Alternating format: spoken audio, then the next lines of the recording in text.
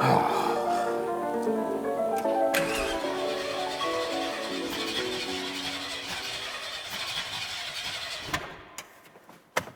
today's world, we're not used to having to wait. You press a button and your car starts.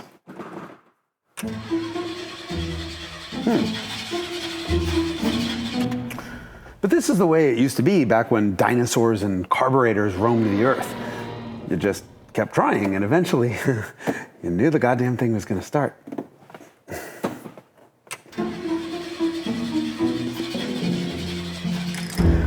Okay, I guess we'll just let it sit. I bet you didn't know that Ford tried 7 times to capitalize on the success of the incredible GT40. And it took 37 years of cranking before it finally caught. But when it did,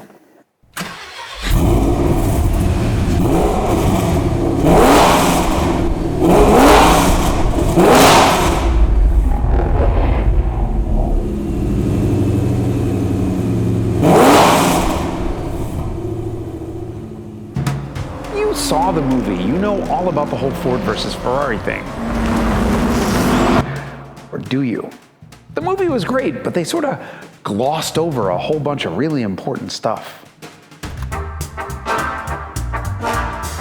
First of all, when the GT40 popped onto the scene, Ferrari wasn't the road car company we know today. At that point in the 1960s, Ferrari barely made road cars, but Enzo's team dominated racing, and especially endurance racing, in a way unlike anything we have today, with the possible exception of Mercedes' F1 winning streak. Ferrari had won Le Mans 6 times in a row, which is kind of outrageous.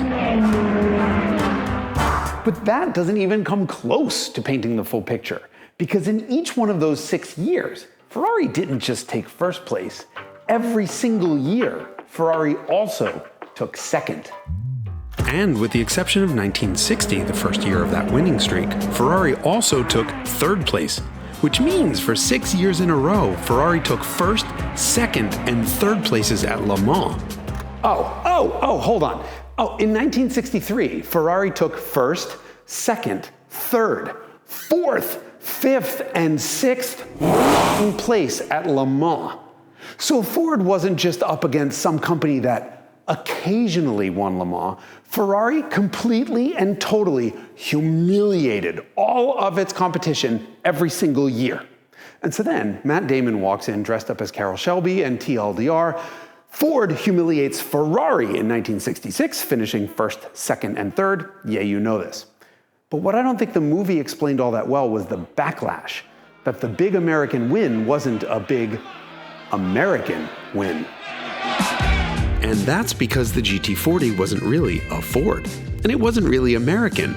It was a British car, a Lola GT, with styling on it that was inspired by a 1962 Ford concept car called the Mustang.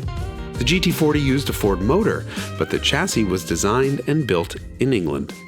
Which is why it was right-hand drive, something you probably didn't notice in the movie. Anyway, even after actual Carroll Shelby got involved, it's not like it became a Ford. At the end of the day, the GT40 was a race car commissioned by Ford, built by a bunch of people who are not Ford people. Oh, I'm gonna get crucified for that statement. And some people had a problem with this. So the next year, Ford returned with the GT40 Mark IV for the 1967 24 Hours of Le Mans.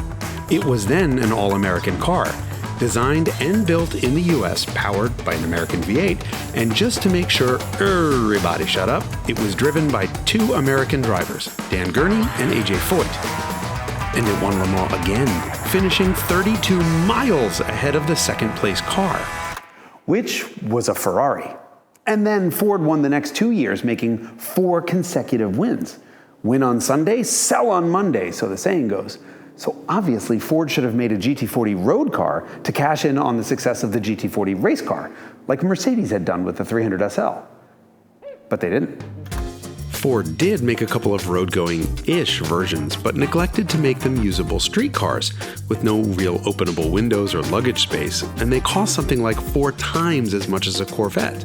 As a result, sales were, basically non-existent. What happened next was a drawn-out saga lasting almost 4 decades, where Ford tried to create a mid-engined halo for its brand.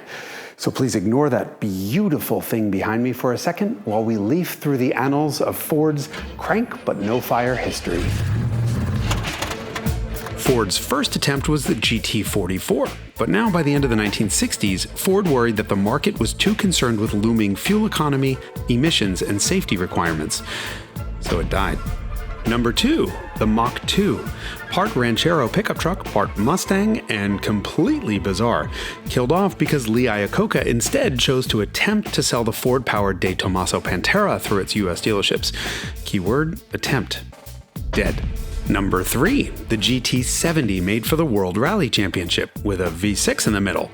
6 cylinders matches the number of cars built. Had it done well, there might have been a street car. It didn't. There wasn't. Dead. Number 4, named Caroline, a Lotus Esprit with a Ford V8. Dead. Number 5, the GN34. This was cool, and it almost happened. The GN34 was approved for production as the Ford Allegro to compete with the Ferrari 328, using a high-output version of the Yamaha V6 from the Taurus show. It was to be built en France, which is French for in France. However, 2 years into the project, unfavorable exchange rates meant it would make little to no profit. So Ford killed it in favor of some stupid SUV that was allegedly going to make them all kinds of money. I mean, have you ever even heard of an Explorer? Ugh. Either way, GN34, dead. Or as the French would say, no. Number 6, the GT90, named not for being 90 inches tall, but to celebrate the 1990s. With a 720 horsepower quad-turbocharged Roush V12.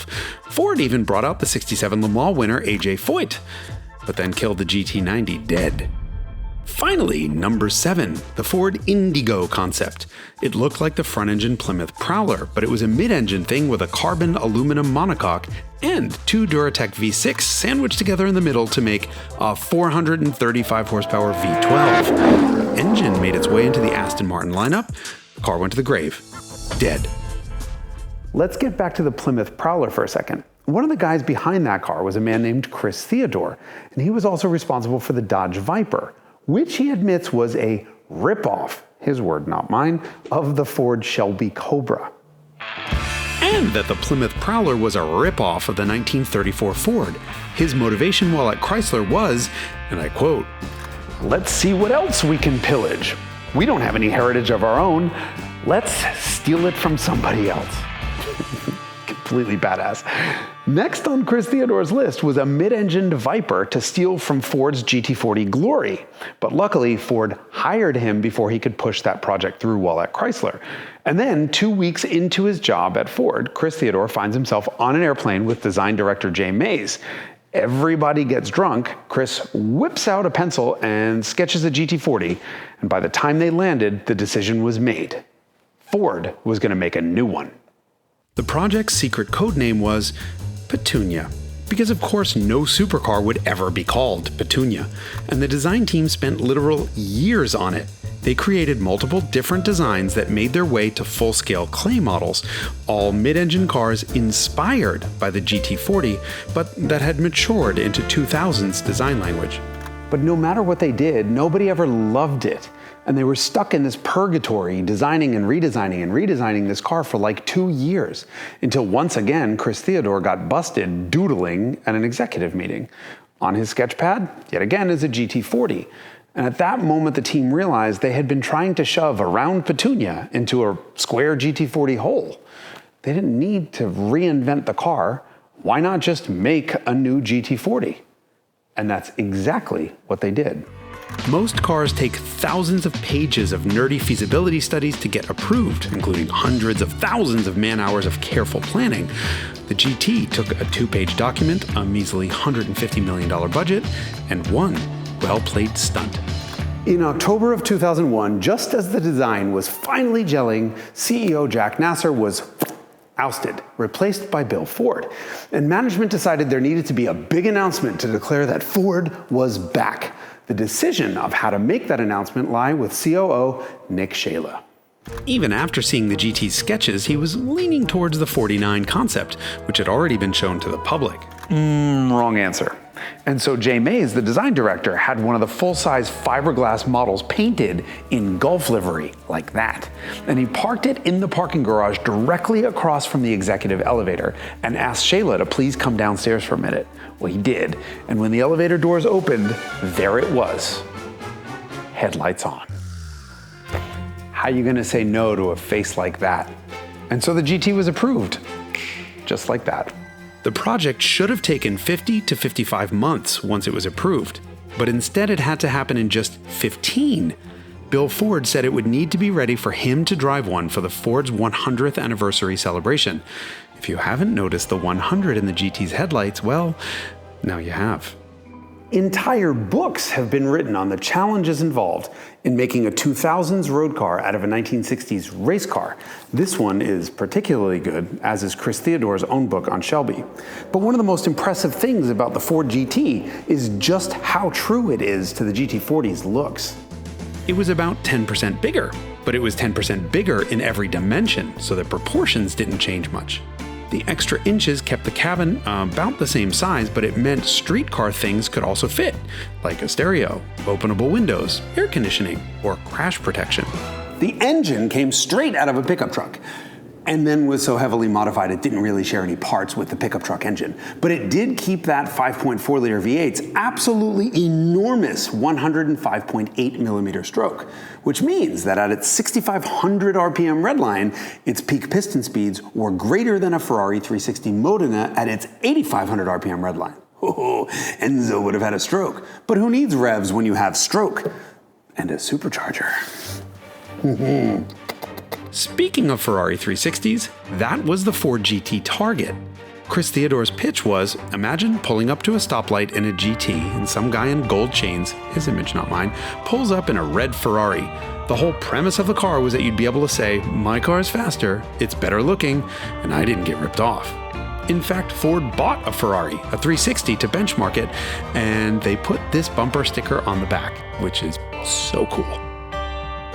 By the way, Ferrari then bought a Ford GT to benchmark it back. Anyway, the 360's V8 made 400 horsepower. This makes 550, and then it takes about 150 horsepower to spin this supercharger, which means this thing burns 700 horsepower worth of fuel. And to do that, it needed 16 injectors. 16 is higher than I can count in Italian. 1, 2, 3, 4, 5, 6, 7, 8, and then 8 more.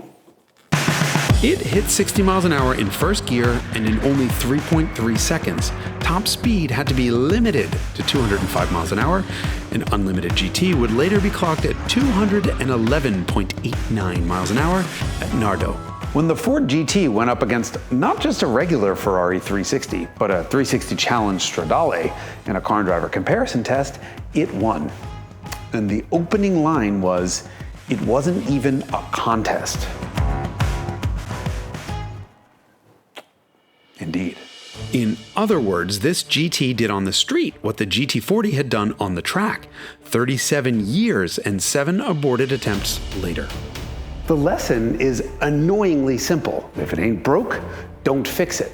The original GT40 was so timeless that even 40 years later, it took only a carbon copy to create a second icon. Icons, isn't this revelation? Why do I smell burnt toast?